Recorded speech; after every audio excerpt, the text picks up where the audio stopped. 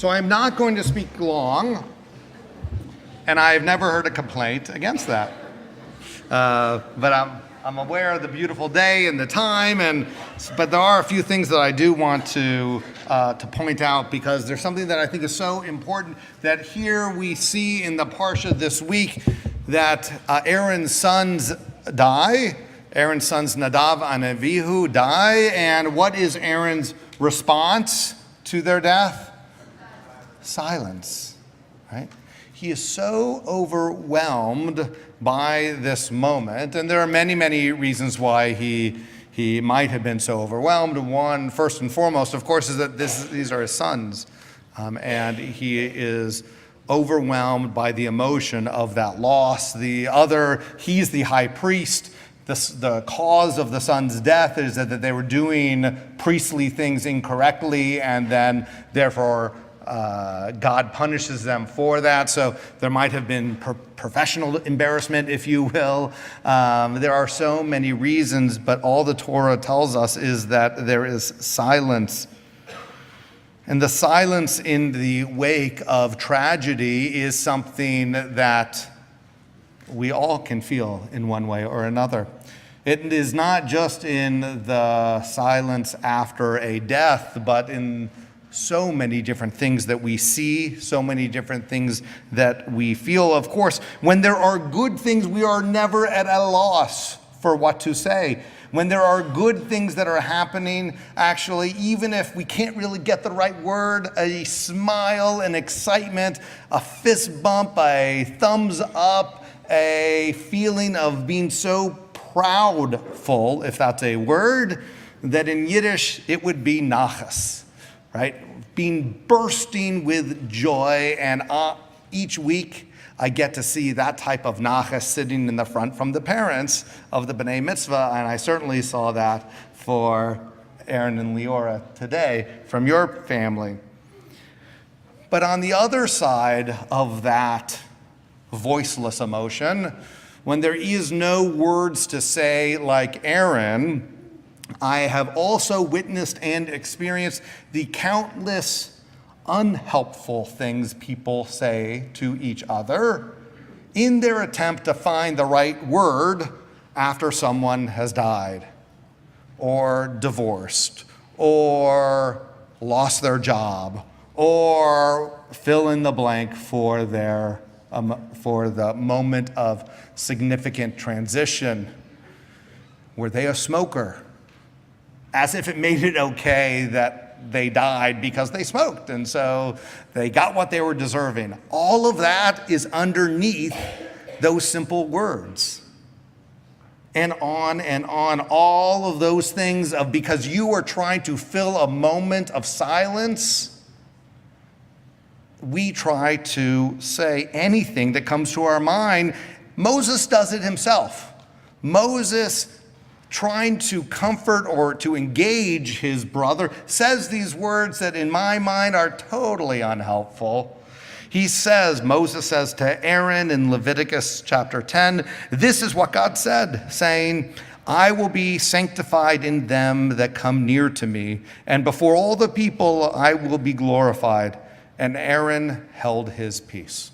So whatever Moses is trying to communicate to his brother, at best, I read that as, well, God laid out the rules about how to do sacrifices, and they did it wrong, so you should be comforted that God was true to his word, is what's underneath Moses' message.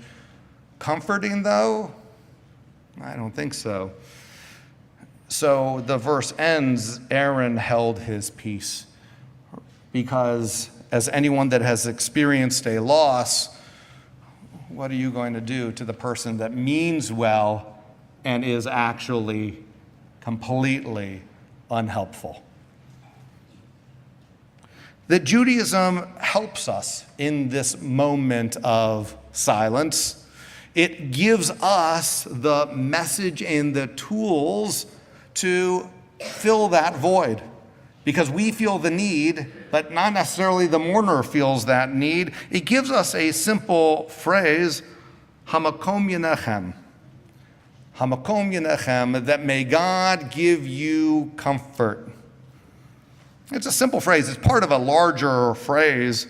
Hamakom yinechem etchem betok sha'ar avelei Tzion v'Yerushalayim. So you can say all of that if you wanted to, but that would really be uncomfortable sometimes. But you can just simply say, Hamakom yinechem.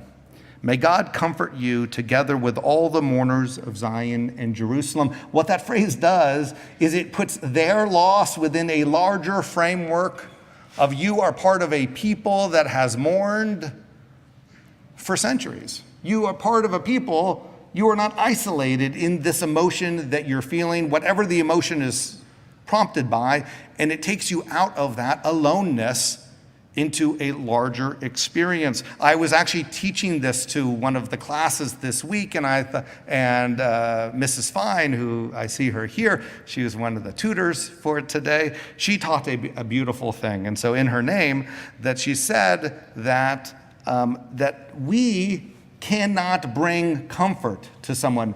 It is so overwhelming. The illness, the death, the divorce, the job loss might be so emotionally overwhelming that we pray that maybe God can comfort you in my own inadequacies.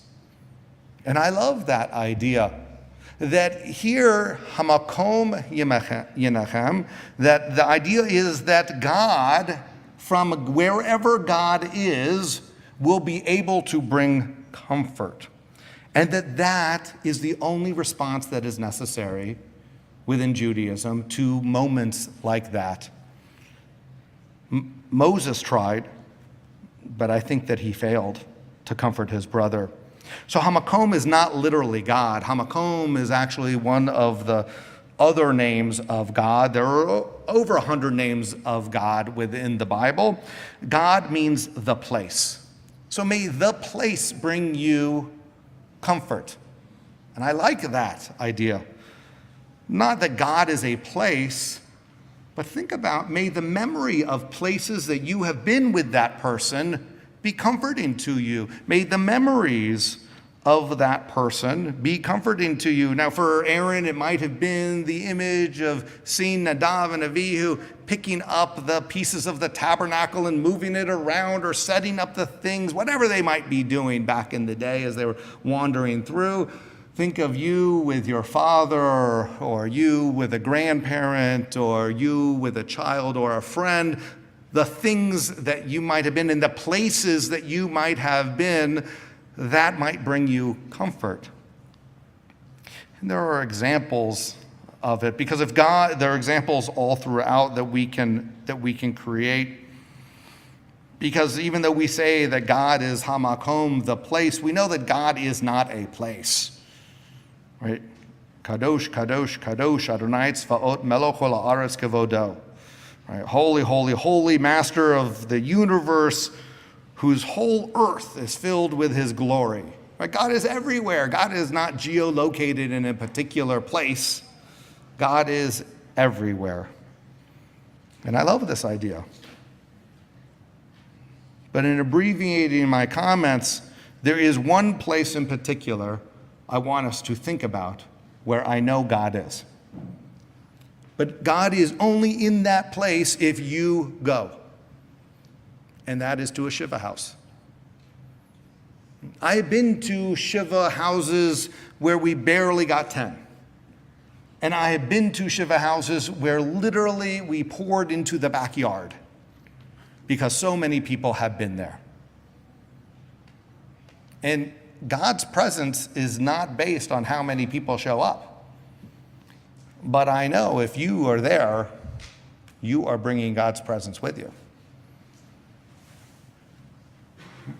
By being there and understanding that we carry God's presence with us, and that is a responsibility. It's not a nice thing.